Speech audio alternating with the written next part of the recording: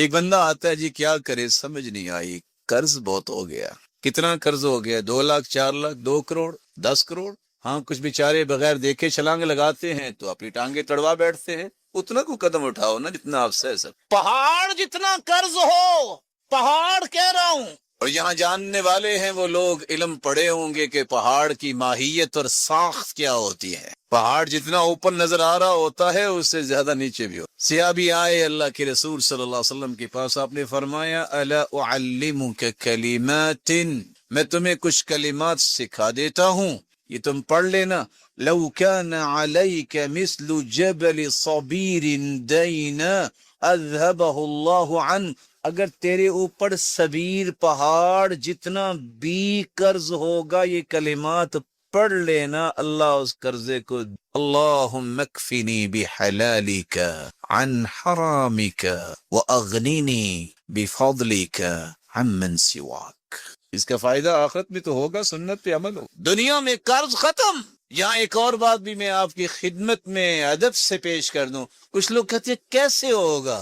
اللہ کا امتحان نہیں لیتے، نعوذ باللہ، اللہ تعالیٰ کو چیک نہیں کیا کرتے کہ چیک کرتے ہیں کہ نہیں، یقین شرط۔ وہ میمون بن مہران کے ماموں نے جب یہ عمل تھا کہ جب بھی ہو جاتے تو لوگوں کو مال تقسیم کرتے، کہتے ماموں جان آپ کا گزارا کیسے ہوتا؟ آپ بانٹتے ہی رہتے۔